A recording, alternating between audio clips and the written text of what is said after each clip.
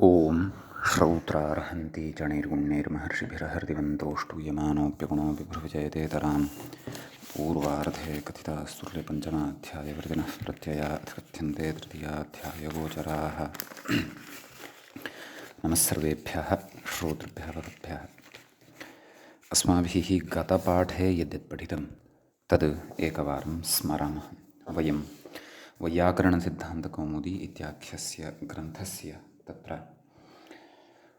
उणादिप्रकरणं पठन्तः स्मः। प्रकरणस्य प्रथमः पाठः अस्माकं क्रमे गतपाठः प्रवृत्तः अभूत्। अस्मिन् प्रथमे पाठे तत्र अस्माभिः आदौ तावत् उणादिसूत्राणां व्याख्यात्रा उक्तम् ऐतिह्यं किञ्चित् ज्ञातं। नाम इमानि उणादिसूत्राणि तत्र शाकटायनमुनिप्रणीतानि भवन्ति। तत्र भाष्यस्य विभिन्नानि स्थलानि दृष्ट्वा ज्ञायते, कैयटादीनां व्यवहारं दृष्ट्वा च ज्ञायते, भाष्यकारस्य व्यवहारं च दृष्ट्वा ज्ञायते इति युक्तयः काश्चन प्रदर्शिताः। किञ्च उणादयः व्युत्पन्नानि प्रातिपदिकानि, उणादयः अव्युत्पन्नानि प्रातिपदिकानि इति उभयथा अपि तत्र पक्षः यः स्वीक्रियते शास्त्रप्रक्रियायाः निर्वाहाय, नाम लक्ष्यानुरोधेन अयं तत्र इदं पक्षद्वयमपि यत् स्वीक्रियते तदपि शब्देन्दुशेखरग्रन्थानुसारम् आदाय अत्र ग्रन्थकर्त्रा उक्तं। तच्च अस्माभिः पठितं, यथामति अवगन्तुं च यत्नः कृतः। ततः प्रथमं सूत्रं प्रथमस्य पादस्य पठितं। कृवापाजिमि स्वदिसाध्यशूभ्य उण इति पठितं। ततः तत्र अस्य सूत्रस्य सर्वाणि अपि उदाहरणानि कारुः, वायुः, जायुः, मायुः, स्वातुः, साधुः, आशुः इत्यादीनि साधितानि। तेषाम् अर्थविचारः अपि अस्माभिः कृतः। ततः तत्र छन्दसीणः इति द्वितीयं सूत्रमस्य प्रकरणस्य पठितं। छन्दसि तत्र इण धातोः उप्रत्ययः भवति। आयु इति पुल्लिङ्गे रूपं साधितं। तस्य वैदिकम् उदाहरणं मान आयौ इति सप्तम्यन्तं दृष्टञ्च। ततः तृतीयं सूत्रम् अस्य पादस्य पठितम्। अग्रिमं सूत्रं दृसनिजनिचरिचटिभ्यो ञुञ् इति यूण इति प्रत्ययः विहितः। दारु इति रूपं साधितं। ततः सानु इति सन्धातोः साधितं, जानु इति साधितं। पुनः अत्र उक्तम्, अत्र जनिवद्योर्चिति निषेधः न भवति अनुबन्धद्वयसामर्थ्यात् इति। ततः चारु इति रूपं, चाटु इति चापि रूपं साधितं। ततः चटु इति रूपं मृगैवादित्वात् साधितम् इति तत्र उक्तं। सः तत्सूत्रमग्रे पठिष्यते इत्यपि अस्माभिः स्मृतं। ततः किञ्जरयोः शिणः इति सूत्रं पठितम्। अत्र तत्र किम् अपि च जर इति अनयोः उपपदयोः सतोः तत्र नाम ञुण् इति प्रत्ययः भवति यथासङ्ख्यं। किं पूर्वकात् शी हिंसायामिति धातोः ञुण्, अपि च जरापूर्वकात् इण् धातोः ञुण् इति भवति। तत्र किंशारु इति रूपं साधितम्, अपि च जराम् एति इति जरायुः गर्भाशयार्थे साधितं। किंशारु इत्येतस्य अर्थः दृष्टः सस्यशूकं वाणश्च इति। तदनन्तरं त्रो रश्च लः इति सूत्रम् अस्माभिः अग्रिमं पठितम्। अस्य अर्थः दृष्टः यत् तत्र त्रिधातोः ञुण् इति प्रत्ययः भवति, अपि च रेफस्य लत्वं भवति। तत्र तरन्ति अनेन वर्णाः इति तालु इति उदाहरणम् अत्र दृष्टं। ततः कके वचः कश्च क्षन्तव्यः कृके वचः कश्च इति सूत्रं पठितं। कृके उपपदे वचपरिभाषणे इत्यस्मात् धातोः ञुण् प्रत्ययः भवति, धातोः च ककारादेशः भवति इति सूत्रस्य अर्थः दृष्टः। कृकेन गलेन वक्ति इति कृकवाकुः इति उदाहरणं तत्र दृष्टं। तत्र कृकवाकुर्मयूरे मयूरे च सरटे चरणायुधे इति विश्वः नाम कोशप्रमाणमपि तत्र अर्थस्पष्टतायै प्रदत्तं। तदनन्तरम् अस्माभिः भृ मृ षि तृ चरित् सरितनि धनि मिमस्जिभ्य उः इति अग्रिमम् उणादिसूत्रं पठितम्। इदं च पठ्यमानमपि अस्ति। अत्र नाम अत्र डुभ्रिय नाम भृ इत्यादयः यद्धातवः पठिताः सन्ति तेभ्यः धातुभ्यः उ इति प्रत्ययः भवति कर्तृर्थे इति पठितम्। अपि च इतः आरभ्य अयम् उप्रत्ययस्य अधिकारः मृग्यवा तत्र मृगैवादय यावत् गमिष्यति इत्यपि अत्र यद्यपि गते पाठेन उक्तं परन्तु अधुना स्पष्टतायै उच्यमानं वर्तते। इदं सूत्रम् अस्माभिः पठ्यमानं च अस्ति। अत्र अस्माभिः भरति बिभर्ति वा यः सः भरुः भवति अर्थात् स्वामी अथवा हरः। ततः म्रियते अस्मिन् भूतानि इति मृधातोः उप्रत्यये सति गुणे सति मरुः इति अर्थात् निर्जलप्रदेशः इत्युक्तं। मरुः इति रूपं सिद्ध्यति। ततः शेते इति शयुः इति शीधातोः उप्रत्यये शयुः इति उदाहरणं साधितं। ततः तृधातोः अत्र उप्रत्यये सति तरुः इति उदाहरणं च साधितं। वृक्षार्थे तरुर्वृक्षः इत्युक्तम्। गतपाठस्य अन्ते व्याख्यायाः पङ्क्तयः इत्थमासन्। तत्र भृ मृ षि तृ भृञभरणे मृङ् प्राणत्यागे शीङ् स्वप्ने तृप्लवनसन्तरणयोः चरगतौ सरछद्मगतौ तनुविस्तारे धनधान्ये डुमिय प्रक्षेपणे डुमश्चोशुद्धौ येषां द्वन्द्वात् पञ्चमी एभ्यः उः प्रत्ययः स्यात् उणिकृते उविधानं वृद्धिभावार्थं भृञधातोरुप्रत्यये उदाहरति भरुरिति स्वामी हरश्चेति भरुः सवर्णे भरुः स्वर्णे हंसे स्वर्णे हरे पुंसि इति कोशादिति भावः शयुरिति अजगरे शयुरित्यमरादाः शयुरजगर इति एतावत् पर्यन्तः व्याख्याभागः च अस्माभिः गते पाठे पठितः। अयम् अस्मत्क्रमे प्रथमः पाठः उणादिप्रकरणस्य प्रथमपादस्य प्रवृत्तः अभूत्। अधुना तावत् वयम् उणादिप्रकरणस्य प्रथमपादस्यास्य द्वितीयं पाठम् आरभामहे। द्वितीयस्य पाठस्य आरम्भः भवति। अत्र गतपाठे आरब्धं सूत्रम् अथवा यस्य सूत्रस्य कानिचन उदाहरणानि दृष्टानि भृमृषितृ इत्यादिकस्य सूत्रस्य तस्य अवशिष्टानाम् उदाहरणानां चर्चा अत्र अस्माभिः कर्तव्या वर्तते। तत्र अग्रिमः धातुः नाम शी धातोः तृधातुं यावत् अस्माभिः रूपाणि दृष्टानि। अग्रे चर इति धातुः भवति।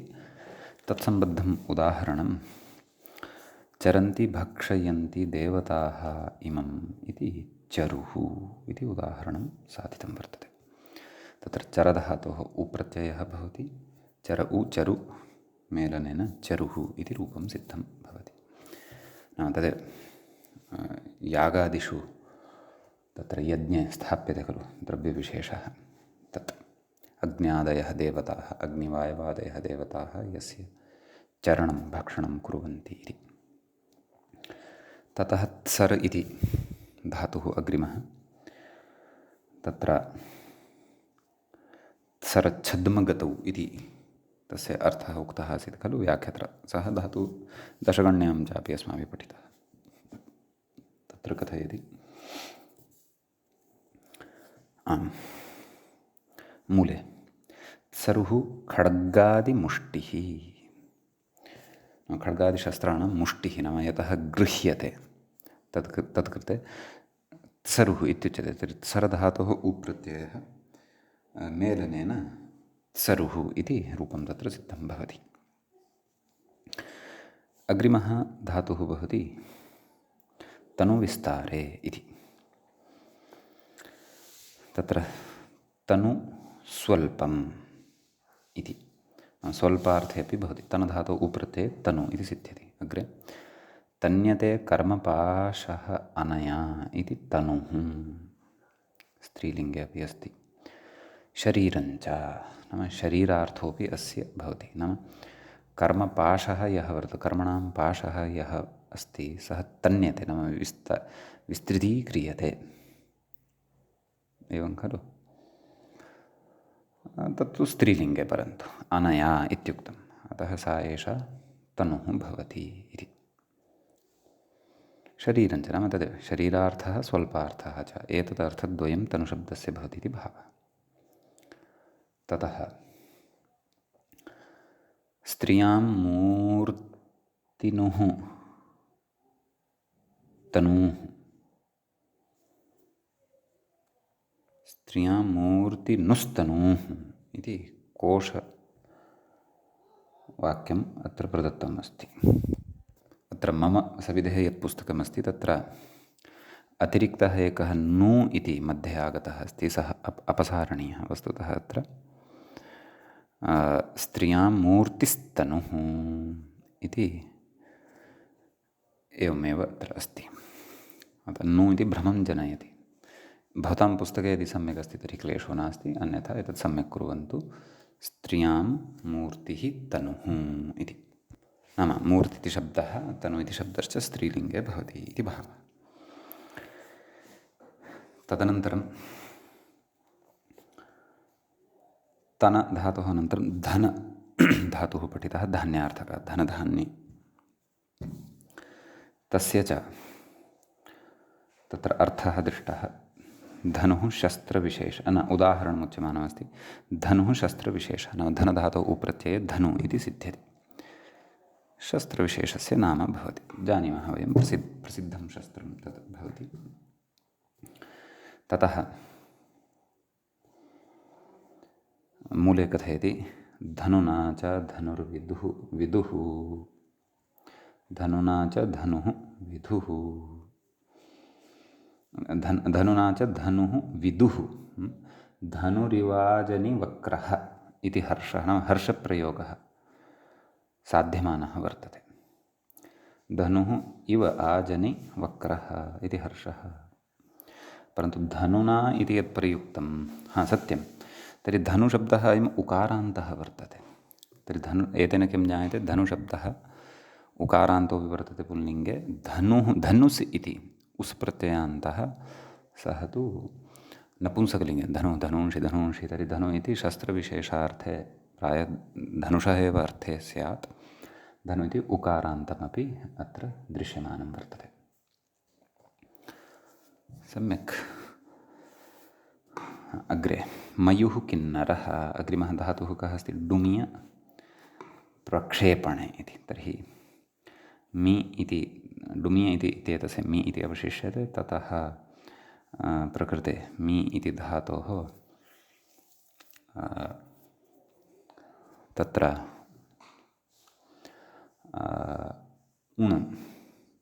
क्षन्तव्यम् उ इति प्रत्ययः प्रकृतसूत्रेण भवति। धातोः गुणः अयादेशः एचोयवायावः मय उ मयुः कोऽर्थः किन्नरः इत्यर्थः। तदनन्तरं टुमस्जो शुद्धौ इति मस्ज धातुः खलु अन्तिमः यः पठितः तस्य उदाहरणं मद्गुः इति। मूले कथ्यते मद्गुः पानीयकाकिका इति रभसः इति कथयति। अत्र नाम जले अन्तः प्रविशति अथवा जले सन्तरणादिकं करोति यः प्राणी सः तादृशः इति मद्गुः इत्युच्यते। कथयति मूले मद्गुः पानीयकाकिका इति रभसः, नाम रभसकोशे एवम् उक्तं वर्तते। तर्हि धातुः कः? मस्ज। मस्ज उ इति प्रत्ययः प्रकृतसूत्रेण न्यङ्क्वादित्वात् कुत्वम्, एवं खलु। तत्र जकारस्य स्थाने कुत्वं आयाति इति, नाम कुत्वेन गकारः लभ्यते इति भावः। अपि च प्रकृते मूले उक्तं खलु जष्ट्वेन सस्य दः, मस्ज इति अस्ति खलु, तत्र मध्ये यः सकारः अस्ति तस्य स्थाने दकारादेशः जष्ट्वेन, केन? झलाञ्जष्टषि इत्यनेन। तर्हि मस्ग। अपि च एतदुक्तमेव खलु नङ्क्वादिषु इति सूत्रद्वारा ककारस्य कुत्वेन जकारस्य कुत्वेन गकारः अत्र जायते। अतः मस्ग, क्षन्तव्यः, मद्ग। सकारस्य तु जष्ट्वेन दकारः जातः खलु, मद्ग उ मद्गु इति रूपं सिद्धं भवति, मद्गुः इति। पानीयकाकिकाविशेषः, एवं खलु। ततः अस्मिन् सूत्रे एतावानेव विशेषः भवति। इदानीम् अग्रिमं सूत्रम् अस्माभिः पठनीयं वर्तते। तत्र मूले व्याख्यायाञ्च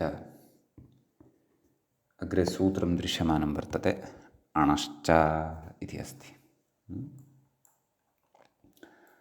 तत्र सूत्रे अणः इति पञ्चम्यन्तमेकं पदं भवति, एवं खलु। च इति तु अव्ययपदं भवति। तत्र यथा उक्तमेव मृग्यवादयः च एतावत्पर्यन्तम् उ इति प्रत्ययस्य अधिकारः भवति। अतः अत्रापि भ्रूमृषितृ चरित्सरि निधनि मिमस्जिभ्य उः इत्यस्मात् सूत्रात् उ इति प्रत्ययः अनुवर्तते। अतः अत्र अण इति धातुः भवति। तस्मात् प्रकृते अणुः इति रूपं सिद्धं भवति इति। अण शब्दार्थकः धातुः भवति, भ्वादिषु पठितः वर्तते। भ्वादौ अस्ति, दिवादौ अस्ति। अस्तु, अणशब्दे इत्यस्मात् उप्रत्ययः स्यात्, अणुः इति रूपम् अत्र सिद्धं भवति। चकारप्रयोजनमाह चादिति मूले उक्तं खलु, च अणश्च। किं प्रयोजनमस्ति इति चेत् तत्र मूले उक्तं लवलेशकणाणवः इति, न अयं तु अर्थः उक्तः। लवलेशकणाणवः नाम अणुशब्दस्य लवार्थः, लेशार्थः, कणार्थः, एते अर्थाः भवन्ति इति। अस्तु, अग्रे चात् कटिवटिभ्याम् इति अस्ति। तत्र प्रकृतिचकारग्रहणसामर्थ्यात् कट् धातोः कटे वर्षादौ एदितधातुः अस्ति। वटि अर्थात् वटे वेष्टने आभ्यामपि उप्रत्ययः भवति इत्यर्थः। प्रायः अयं चकारः अनुक्तसमुच्चयार्थः, यतः गते सूत्रे तत्र कटि इति धातुः न दृश्यते, वटि कटे इति न दृश्यते, वटे इति अपि न दृश्यते। परन्तु ततः पूर्वं तत्र दृसनिजनिचरि चटिभ्यः तत्रापि चट् इत्येव दृष्टम्। अस्तु अस्तु, तर्हि तत्र कथयति वटुर् इति, परन्तु मूले कटु इति अपि उदाहरणं द्रष्टव्यं खलु। कटतिरसनाम् इति कटुः, कट धातुः अत्र भवति। अयं धातुः अस्माभिः पूर्वं प्रायः भ्वादिगणे पठितः।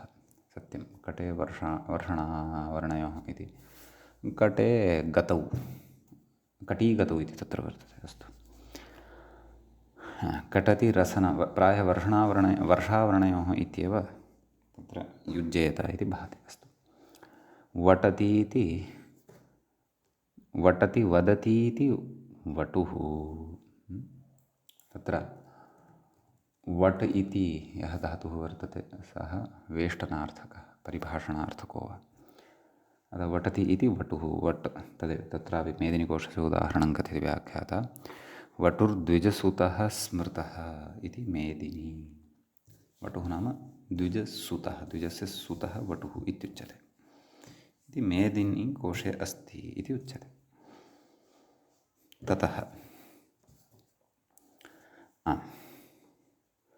एतावान् विशेषः आणश्च इति सूत्रगतः सम्पन्नः। अत्र प्रायः अनुक्तसमुच्चयार्थकेन चकारेण कटिवट्योः अपि ग्रहणं कृतम् इति अत्र द्रष्टव्यम्। अस्तु, ततः अग्रे पश्यामः। अग्रिमं सूत्रं भवति, मूले व्याख्यायां च दृश्यते, धान्ये नित् इति। धान्ये इति सप्तम्यन्तं, सप्तमीविभक्तेः एकवचने भवति। नित् इति प्रथमान्तं भवति। न इत यस्य सः नित्। सम्यक्। प्रकृते तदेव भृ मृषि दृचरि सरि तनि धनि नमि मश्चिभ्य उः एतेन सूत्रेण, एतस्मात् सूत्रात् उ इति प्रत्ययः अनुवर्तते। ततः व्याख्याता कथयति अण इत्यनुवर्तते उरिति च, न अणः अणश्च इत्यतः अणः अपि अनुवर्तनं भवति, उ इत्येतस्यापि भवति इति भावः। सूत्रार्थं कथयन्नस्ति अयं व्याख्याता अग्रे। यद्यपि मूलेपि सूत्रार्थः उक्तः एव अस्ति, आदौ कथयति अणधातोः धान्यरूपे अर्थे उप्रत्ययः सः नित् भवति इत्यर्थः। एवं खलु, मूलेपि उक्तं खलु, धान्यवाच्ये अणः उप्रत्ययः स्यात् स च नित्। अग्रे कथयति व्याख्याता, नित्वप्रयोजनमाह आद्युदात्तश्च, नित्वात् आद्युदात्तः इति। नित्वं यस्य भवति तस्य आद्युदात्तस्वरः भवति इति स्वरव्यवस्थायाम् अस्माभिः अग्रे विस्तरेण ज्ञास्यते। सम्यक्। नित्यादिर्नित्यम् इति पठिष्यते, तेन आद्युदात्तत्वम् अत्र भवति। अस्तु, ततः अग्रे मूले किं कथयति, प्रियङ्गवश्च मे अणवश्च मे इति। तत्र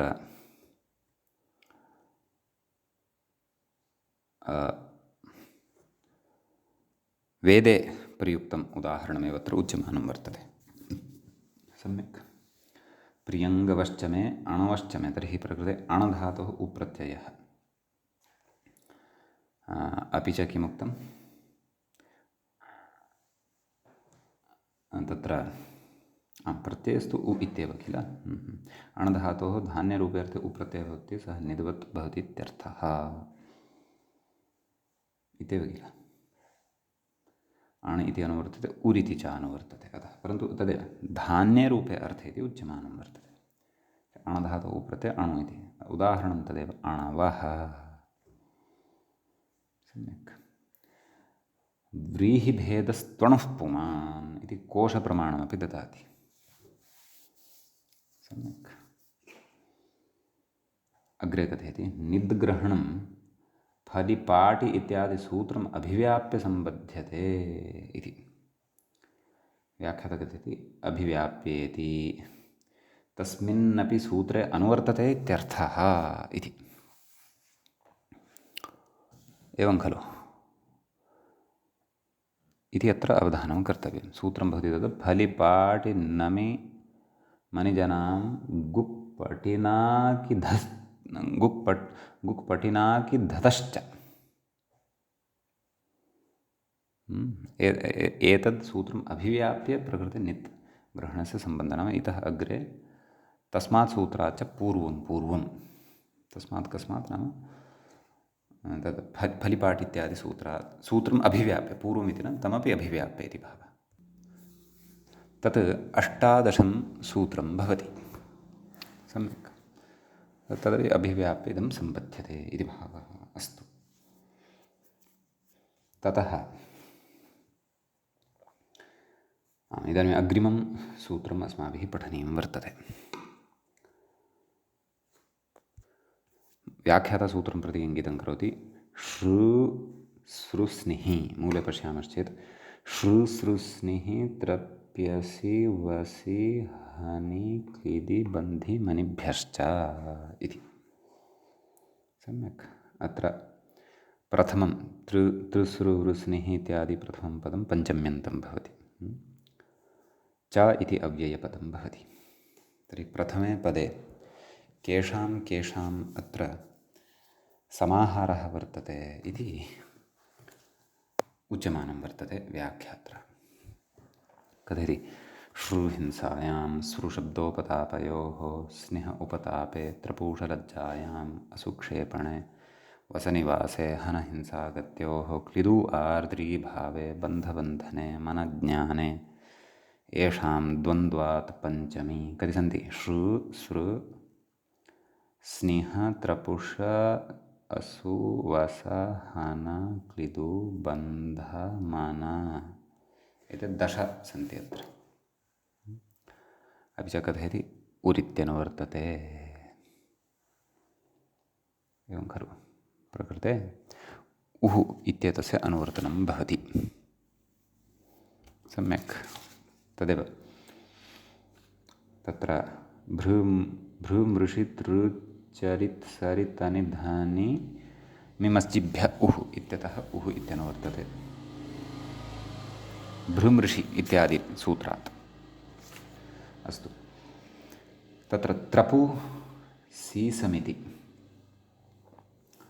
अस्तु मूले कथम् उदाहरणानि उच्यमानानि सन्ति इति पश्यामः नाम एभ्यः धातुभ्यः अपि उप्रत्ययः कर्तृर्थे भवति इति अवगन्तव्यम् तत्र शृणातीति शरुः एवं खलु श्रुहिंसायाम् इति प्रथमः एव धातुः परिगणितः खलु अतः अस्मात् उप्रत्ययः धातोः गुणः शर् उ शरु विभक्तिकार्ये कृते शरुः इति सिद्ध्यति सम्यक् ततः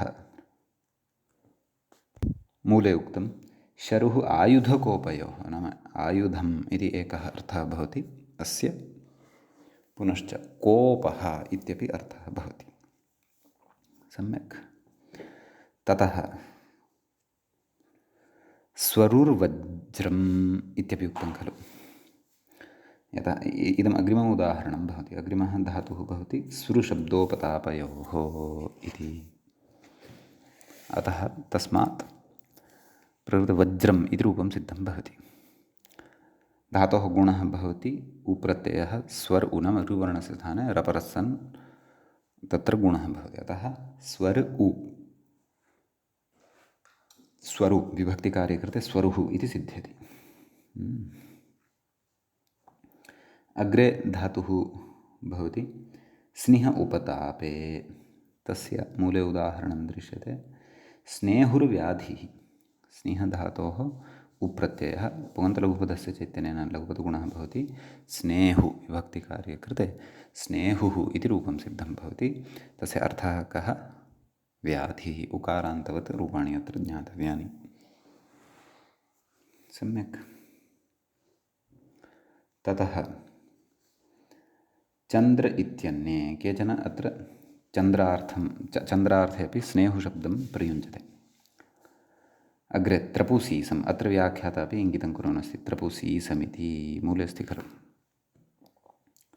धातुः कः त्रपूषलज्जायां तर्हि त्रपूष इत्येतस्य त्रप् इति खलु अवशिष्यते तस्य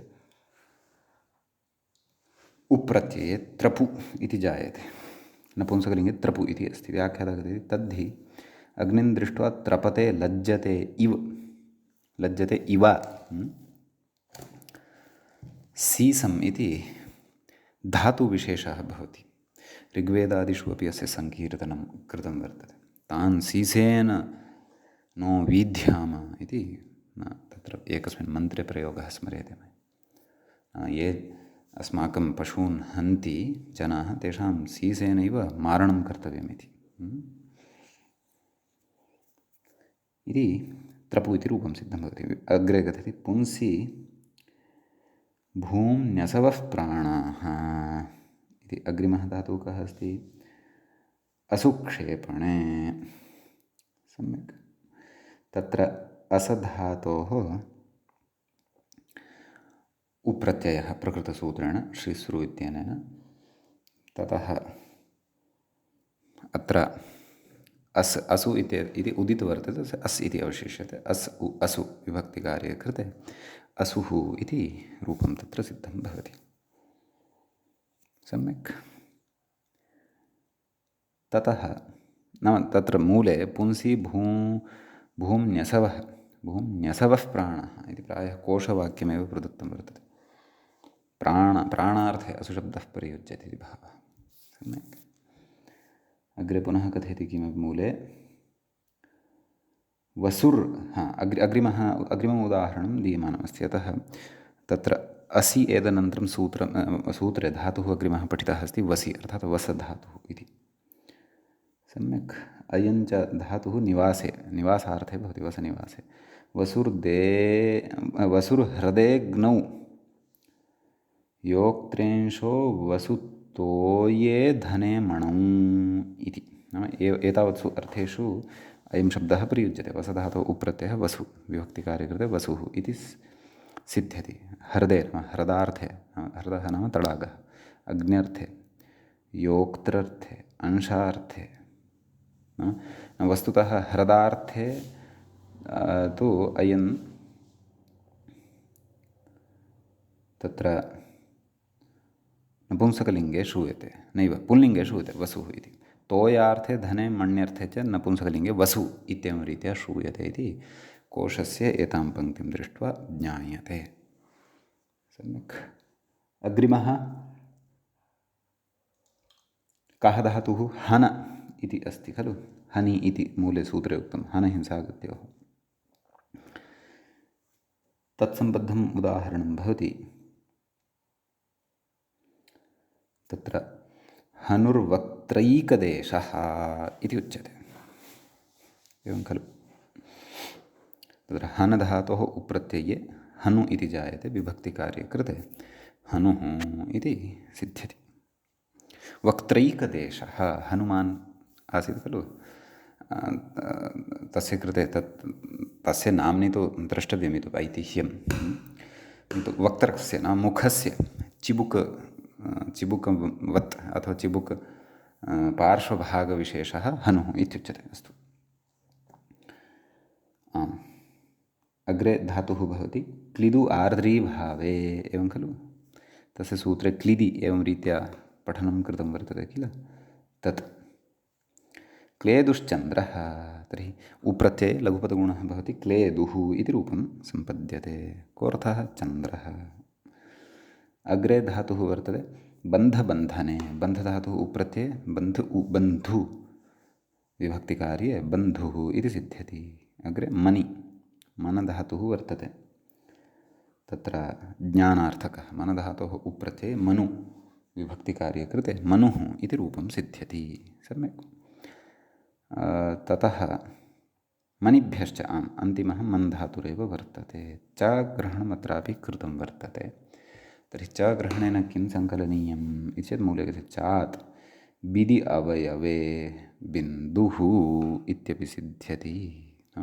च ग्रहणसामर्थ्यात् च ग्रहणम् अनुक्तसमुच्चयार्थम्. अतः प्रकृते बिदि धातुः यः इदित् वर्तते तस्य इदितः अत्र ग्रहणं भवति. अतः बिन्दुः इति रूपमत्र सिद्धं भवति. सम्यक्. तदनन्तरम् अस्मिन् एतत् सूत्रगतः विशेषः अत्र सम्पन्नः भवति. श्रुश्रु स्निहित्रपि इत्यादि सूत्रगतः विशेषः. इदानीम् अग्रिमं सूत्रं पठामः. तत्र व्याख्याता इङ्गितं करोति। अपि च मूले व्याख्याता तु स्यन्देः इत्युक्त्वा इङ्गितं करोति। मूले पश्यामश्चेत् स्यन्देः सम्प्रसारणं धश्च इति दृश्यते सूत्रम्। तत्र स्यन्देः इति पञ्चम्यन्तं, पञ्चमीविभक्तेः एकवचनं, सम्प्रसारणम् इति प्रथमान्तं भवति। धश्च, धः इति विधीयमानं प्रथमान्तं भवति, च इति तु अव्ययपदं भवति। सम्यक्।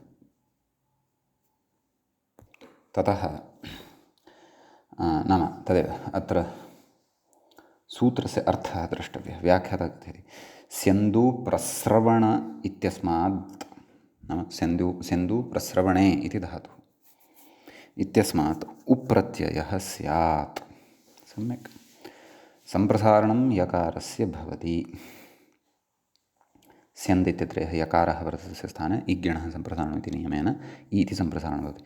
दकारस्य धकारश्च भवति इति, दकारस्य धकारः इति च आदेशः भवति इति सूत्रस्य अर्थः भवति। तदेव उप्रत्ययस्यैव अयम् अधिकारः अत्र भवति।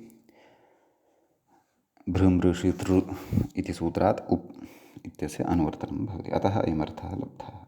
सम्यक्। तत्र उदाहरणं साधनीयं वर्तते सिन्धुः इति। सम्यक्। मूले पश्यामः। देशे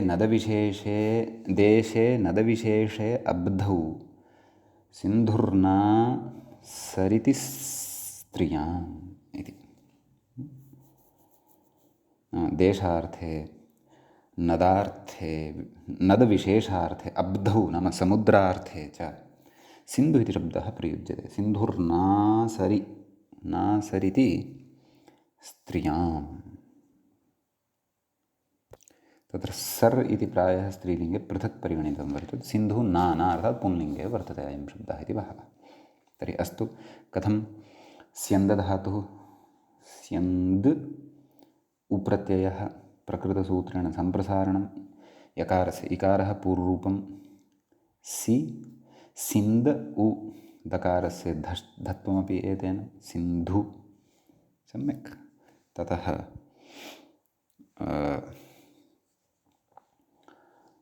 अत्र विभक्तिकार्ये कृते सिन्धुः इति रूपं सिद्धं भवति। एतावानेव विशेषः अस्मिन् सूत्रे भवति।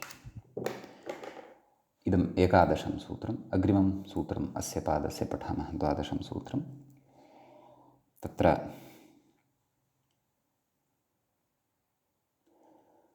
मूले व्याख्यायाञ्च सूत्रं दृश्यते उन्देरिच्चादेः इति। तत्र उन्देः इति पञ्चम्यन्तं भवति, पञ्चमी विभक्तेः एकवचनान्तं भवति। इतु इति प्रथमान्तं भवति। च इति अव्ययं भवति। आदेः इति च षष्ठ्यन्तं भवति। सम्यक्। भ्रूमृषुतृचरि सरि तनि धनि मिमस्जिभ्य उः इत्यतः उ इति प्रत्ययः भवति। अप्रत्ययः अनुवर्तते। सम्यक्। धान्यनित् इत्यतः नित्, तदेव यत् पूर्वमुक्तं तत्सर्वमत्र सम्बध्यते इति स्मर्तव्यम्। तत्र व्याख्याता कथयति उनत्ति क्लेदयति विरहिणः इति इन्दुः। एवं खलु व्युत्पत्तिः दर्शयति। नाम उन्दी क्लेदने, सूत्रे उन्देः नाम उन्दी क्लेदने इति धातुः। अतः उन्द् इति ईदित धातुः, उन्द् इत्यस्मात् उप्रत्ययः। अपि च आदेः इच्, प्रकृते उन्देः इच्चादेः, नाम अत्र उन्द् धातुः यः आदिः वर्तते उकारः, तस्य स्थाने इदादेशः भवति। अतः इन्द् उ इन्दु विभक्तिकार्ये कृते इन्दुः इति सिद्ध्यति। तदेव व्याख्याता अपि कथयन् अस्ति। इन्दुः नैव उप्रत्ययो भवति, आदेरुकारस्य इकारश्च भवति, इन्दुः इति सिद्ध्यति। सम्यक्। अग्रे तत्र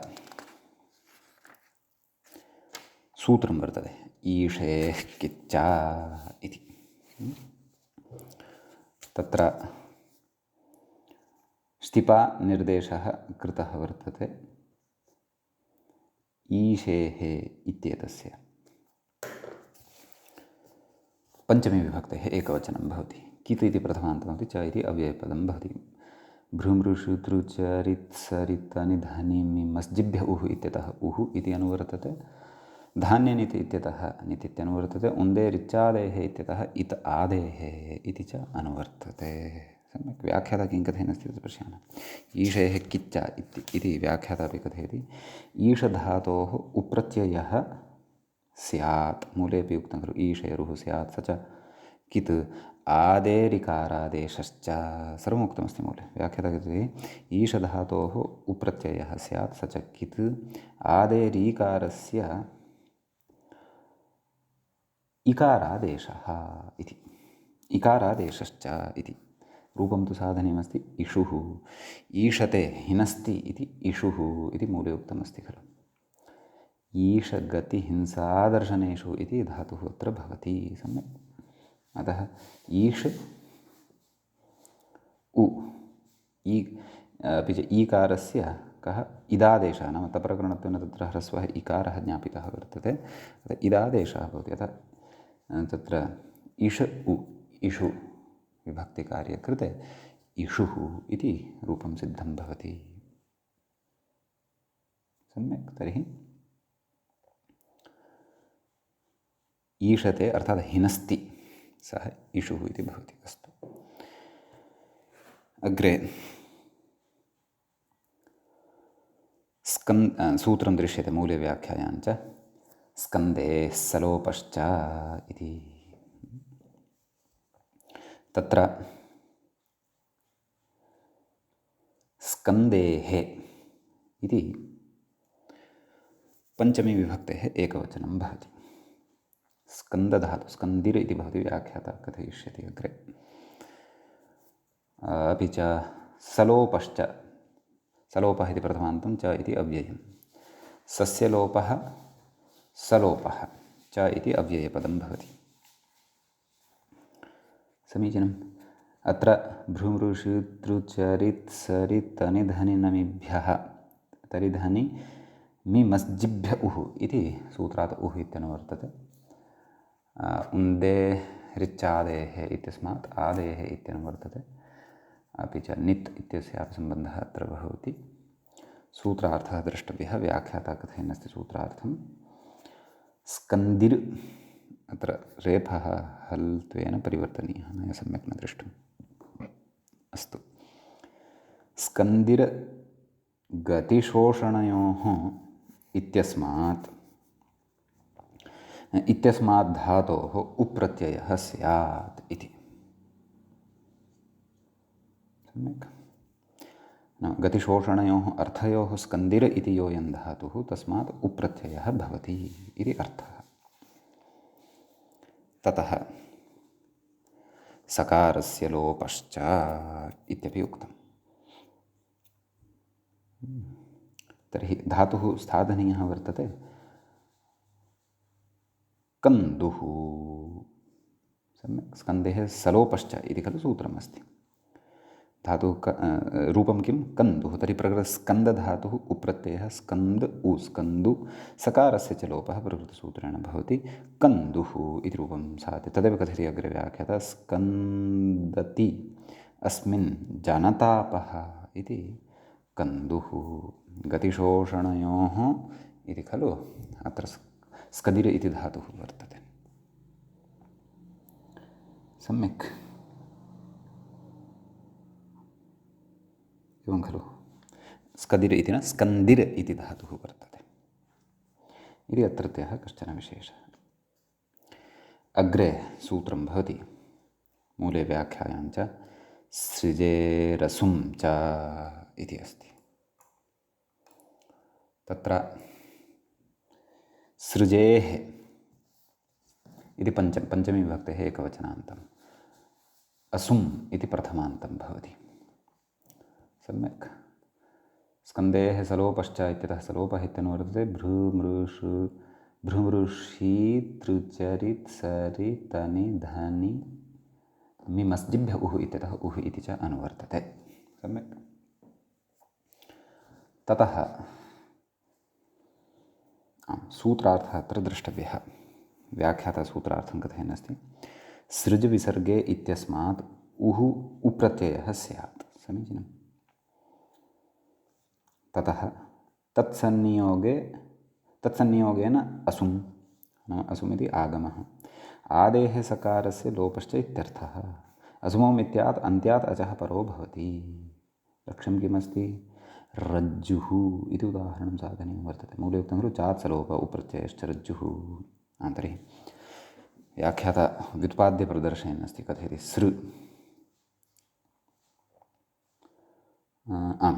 सृज् इति खलु।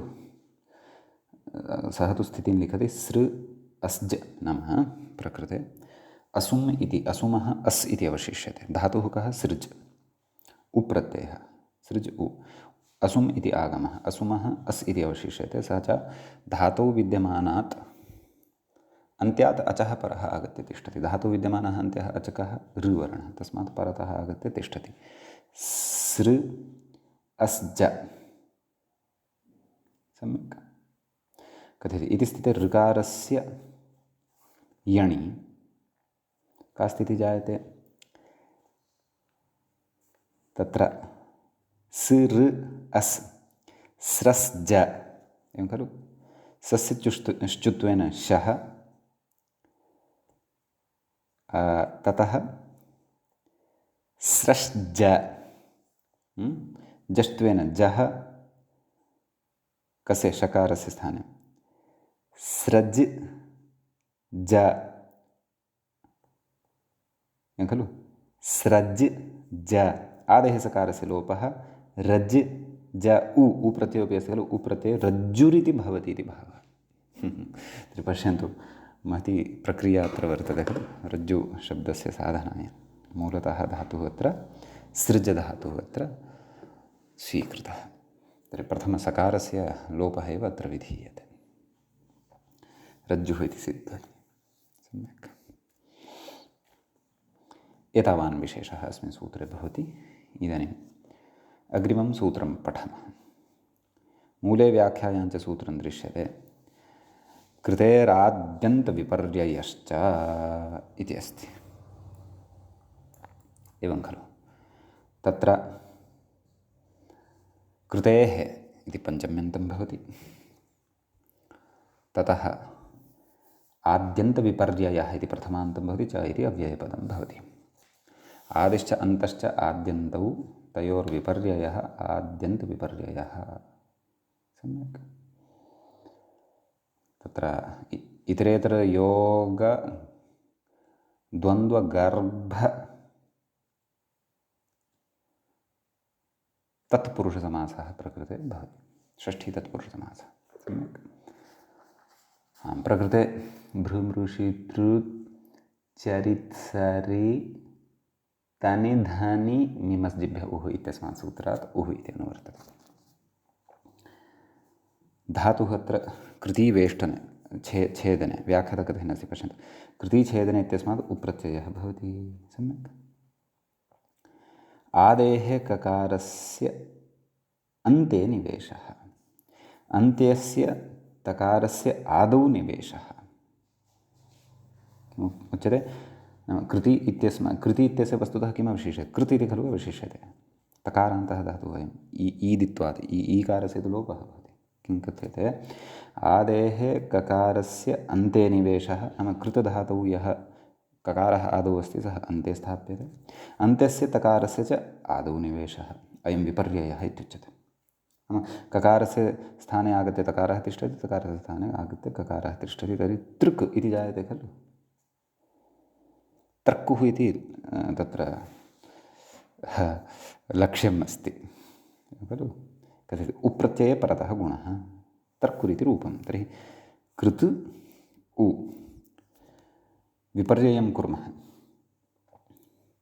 उक्तं खलु आद्यन्तविपर्ययः नाम आदेः स्थाने अन्त्यः आयाति, अन्त्यस्य स्थाने आदिः गच्छति। तर्हि कृतधातुः आदिः कः? ककारः। अन्त्यः कः? तकारः। तर्हि ककारस्य स्थाने तकारः आगच्छति, अपि च तकारस्य स्थाने ककारः आगच्छति। अतः तत्र तृक् तृक् इति जायते।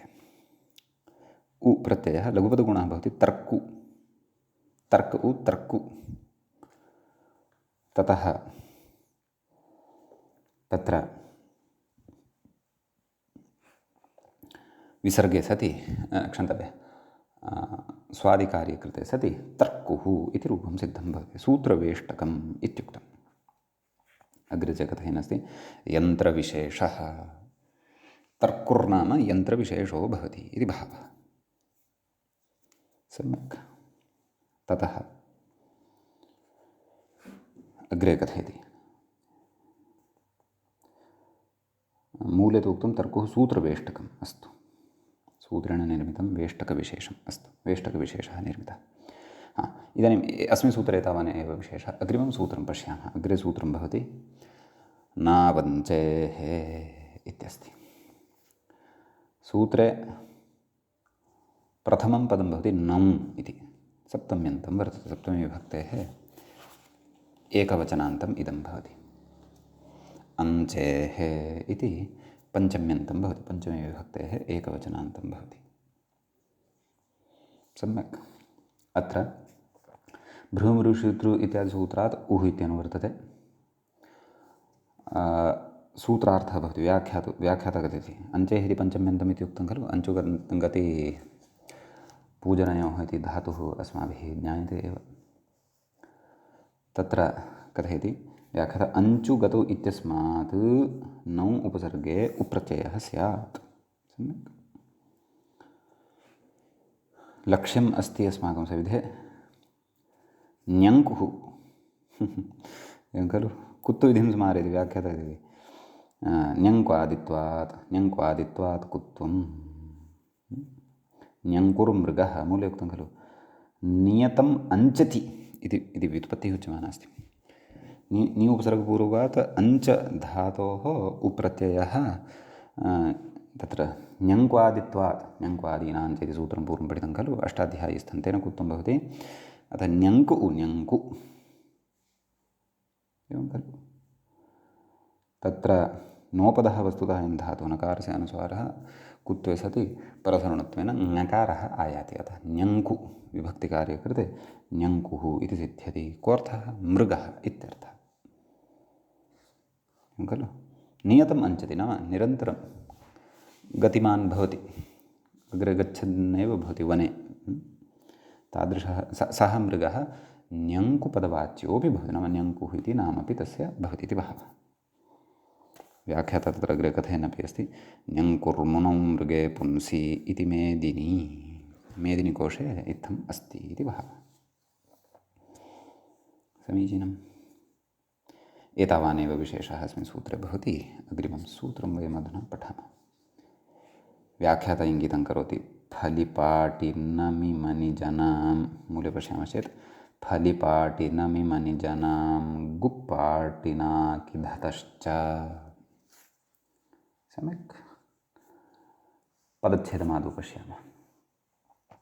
तत्र फलपाटिनमिमनिजनः फलपाटिनमिमनिजनाम् इति षष्ठीविभक्तेः बहुवचनान्तं रूपं भवति। सम्यक्। अपि च तत्र गुक् पटि, पाटि इति न, गुक् पटि नाकिधतश्च इति, नाकिधतः, गुक् पाटि नाकिधतः इति प्रथमविभक्तेः रूपं भवति। प्रायः एकवचनान्तं सौत्रत्वात् समाहारः स्यात् द्रष्टव्यः। च इति अव्ययपदं भवति। व्याख्याता उभयत्र विग्रहः कथयन्नस्ति। किं कथयति पश्यामः। फलनिष्पत्तौ पटगतौ, फलपाटि ण्यन्तः अस्ति, पटगतौ ण्यन्तस्य अत्र पाटि इति ग्रहणं। सम्यक्। अग्रे कथयति णम प्रह्वत्वे शब्दे नमि इत्यनेन मनज्ञाने जन इत्यनेन जनप्रादुर्भावे येषां द्वन्द्वात् षष्ठी। कः द्वन्द्वः? इतरेतरयोगद्वन्द्वः भवति। समीचीनं। ततः येभ्यः उप्रत्ययो भवति। सम्यक्। एभ्यः उप्रत्ययः भवति। अग्रे कथयति जनामिति षष्ठी उत्तरत्र विधीयमानगुगाद्यपेक्षया। एतदर्थमत्र षष्ठी प्रयुक्ता वर्तते, नाम एतेषां गुगादयः आगमाः भवन्ति इति भावः। कथमेते गुक् च पटिश्च नाकिश्च धश्च, एवं खलु। तत्र धश्च त च त इत्यपि अस्ति। गुक् पटिनाकि धतः इति इतरेतरयोगद्वन्द्वः एव वर्तते, प्रथमान्ततया वर्तते। सम्यक्। आम्, अपि च प्रकृते सर्वेपि आगमाः न सन्ति। कथयति गुगित्यागमः कित्वा लिङ्गात्। इतरे तु आदेशाः, तदेव व्याख्यातकथनस्य स्पष्टतार्थम् इतरे आदेशाः वर्तन्ते। तर्हि धातवः कति सन्ति सूत्रे? फल पाठ अर्थात् पाठि णम मन जन। एते गुगादयः कति सन्ति? गुक् पटि नाकि धत्, पञ्च सन्ति। अतः यथासङ्ख्यमत्र नियमः भवति। कथयति अत्र एकापि षष्ठी विषयभेदात् भिद्यते इति गुगपेक्षया अवयवषष्ठी इतरादेशान् प्रति तु स्थानषष्ठी इति बोध्यं। षष्ट्याः अर्थः सम्यक्तया बोध्यमानः अस्ति तावदेव। कथयति वस्तुतस्तु अनागमानां सागमकाः आदेशाः इति पक्षस्यापि परिभाषनिषेधरादुदर्शनात् स्थानषष्ठ्यपि सम्यगेव, नाम स्थानषष्ठी अत्र सम्यगेव भवति इति। फलधातोः उप्रत्यये, इदानीम् उदाहरणे कथयति फलधातोः उप्रत्यये तत्र गुगागमे अन्तावयवे प्रथमः धातुः फलधातुः अस्ति खलु, फलनिष्पत्तौ उप्रत्ययः गुगागमः भवति, कित्वात् अन्तावयवः फल् क। ततश्च धातोः खलु अयम् आगमः फल्क उ, अन्तावयवे कृते फल्गु। ककारस्य तु प्रकृते गकारः न तथा न, मया एव दोषः आचरितः। गुकागमः नास्ति, गुकागमः अस्ति। गुक् कः आगमः? गुक्। गुक् इति अस्ति तर्हि तत्र तु स्वाभाव्येनैव गकारः अस्ति। अतः फल्गु इति रूपम् इति कथयति। सम्यक्। इति प्रथमम् उदाहरणमत्र सिद्धं भवति। सम्यक्। फाल्गुन् इत्यादयः शब्दाः एतं शब्दमादाय एव सिद्धाः भवन्ति। अस्तु, अग्रे पाठ् इति ण्यन्तः अस्ति खलु, तत्र धातुः पटनिष्पत्तौ नैव पटगतौ इति उक्तः खलु, ण्यन्तः। कथयति पाटेरुप्रत्यये प्रकृतिभूतपाटेः पटिः आदेशः। सम्यक्। पाटेः पटिः इति मूले, नाम सूत्रेण क्रियते अयमादेशः इति भावः। पाठयतीति पटुः इति पटि इति आदेशः भवति। ततः व्याख्यातः इकारः इक्ष्टिपौ धातुनिर्देशे इत्युक्तरीत्या बोध्यः। क्व पटि इति आदेशे वा? तथा चेत् पटि इत्येव आदेशः अयं मानव। तर्हि उप्रत्यये सति पटु इति सिद्ध्यति, पटुः।